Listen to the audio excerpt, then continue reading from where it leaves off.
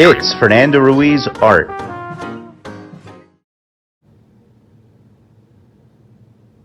Hi everybody, thanks for tuning in. And today we're going to talk about a really important subject. And it's going to relate to my series on perspective. And I haven't done a perspective video in a while, but I've been meaning to get back to it, and I will be doing more of those because there's a lot more that we need to talk about there. But this one is going to be, and if you haven't seen my other perspective videos, please check them out. I'll link to a few in the description below and at the end of this one. But you won't need to have seen those in order to be able to enjoy or understand what we're going to be talking about today. All right, so I've just drawn a horizon line. And I've explained this in my other videos, but the term horizon line is a bit of a misnomer. When we use the term horizon line, what we really mean is our eye level. So that being our eye level, we really get to choose where we put the horizon line. So it can go anywhere. So if we're doing more of a down shot, I want to raise my horizon line. I want to put my horizon line up higher. If I want to do more of an upshot where I want to show more sky, then of course I'll drop my horizon line and put it lower. By putting it roughly around the center of my image area, what I'm saying is my viewer, my audience, is pretty much level with what I'm going to be drawing. Now, first thing I want to do is draw a guy, a person. And I want to make sure I'm getting in the whole person. And this person can go anywhere, but this will work best if he's close to us. So this is going to be just a regular person standing there. Maybe he's looking at his phone as he's standing there. And I'm not gonna go crazy trying to draw a perfect figure here. He doesn't have to be perfect. He's just there to be our stump man as we do what we're gonna do.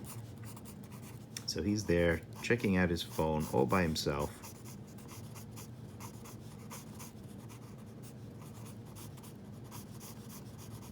Okay, and he's in a suit, I guess, standing there. We'll give him feet. Okay, so like I said, I'm not gonna make him too pretty because we need to get to the important stuff here. So I've got my scene here with one guy. Now a problem often comes up, a question often comes up when we want to draw scenes, and say I want to add more people to this scene, and say I want to add people further in my background.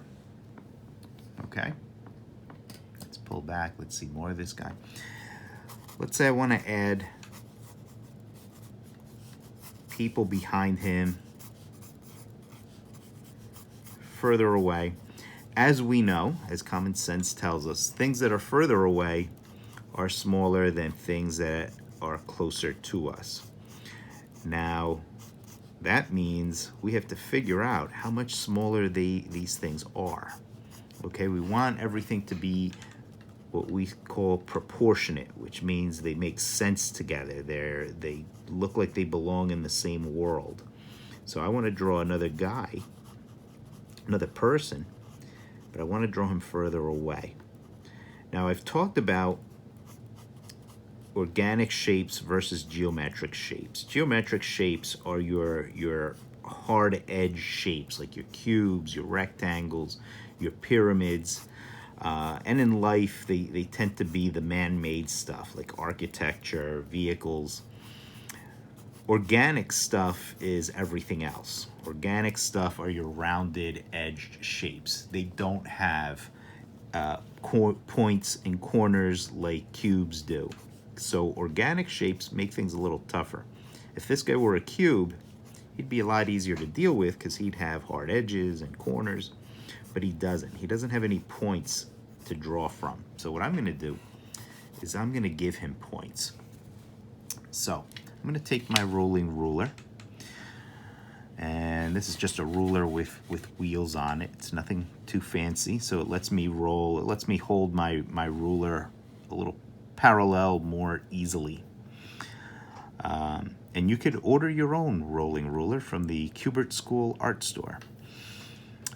Okay, so I'm going to draw a line across the major landmarks on this figure. So across the top of his head, across his shoulder line, I'm going to estimate his waistline to be around there. I'm going to go through the knees and then through his heels. Now, I picked those guidelines, and I could keep making more guidelines if I wanted to.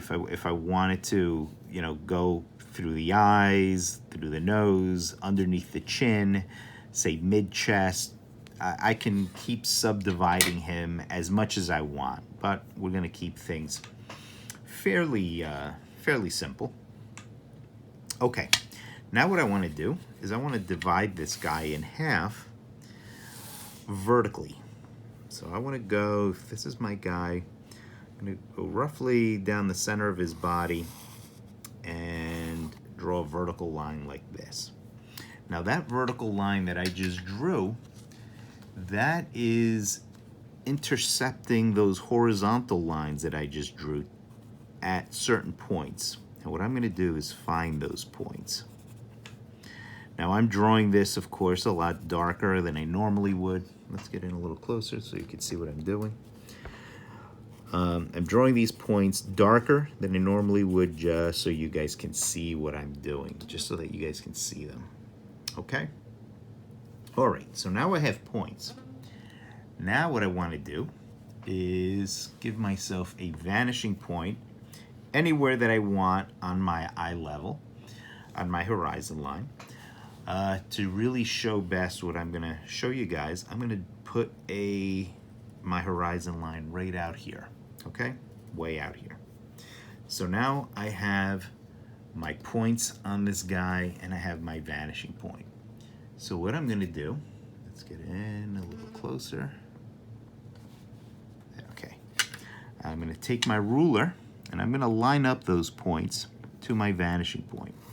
And I'm going to draw a line. I'm going to move down to the next point, draw a receding line, down to my next point, draw a receding line, down to my next point, and draw another receding line. And then finally, down at his heels, and make sure my ruler lines up. There we go. And draw another receding line. Okay. So now I have receding lines coming off of my guy. And these lines are going to be guidelines for myself. So let's say I want to draw somebody, say, let's go right around here. And of course, they're going to be further away. And I have to figure out how much smaller they get than this guy. But now it's a little bit easier because I have guidelines. So this person I'm going to draw over here, they are going to have... their head is going to come up to his head line. His shoulders are going to come up to his shoulder line. His waist will be there. His knees will come to here. And his heels will be down there. So now I have a figure in proportion to my first figure. He's further away. He's smaller, but I didn't have to guess, not too much, at how much smaller to make him. I had those guidelines to help me make the choices. And what's really handy here is I've still got those guidelines in place, so I can go further on and say, oh, maybe there's somebody over here. And they're looking at something, so they're pointing. but I'm using those same guidelines. And those guidelines, as I said, are a guideline. So they're not meant to be observed really religiously. You don't have to follow those guidelines down to the letter. So for example, let's say this person is standing with a kid. Now the kid may not perfectly correspond to those same guidelines, but those guidelines are there to give me enough of a guide that I can guesstimate as to the kid's proportions. Now, of course, everybody is probably asking, well, what if you're not drawing people all in a straight line? What if you want to spread the crowd out a little bit more naturally? Well, no problem. So I'm going to come over here. And now what I'm going to do, I'm going to give myself another vanishing point. And I'm going to come over here back to my original points off of my first guy. And I'm going to draw another set of guidelines coming off of each one of those points. And now going back to my new vanishing point. From there to there to there. And once the guidelines are in place, I can play with those guidelines so that I don't have to draw people standing perfectly in the same pose all the time. Again, just like when I drew the little kid, I can fudge the figure. The guidelines, again, they're a guide. They're there just to give me just enough information. So maybe I've got a jogger back here that I can keep my new figure in proportion. And if I want to, maybe I could come over here, give myself yet another set of guidelines. Now, for the sake of clarity, what I may want to do is erase each set of guidelines in between figures, just so that I don't have this big stew of lines going all over the place.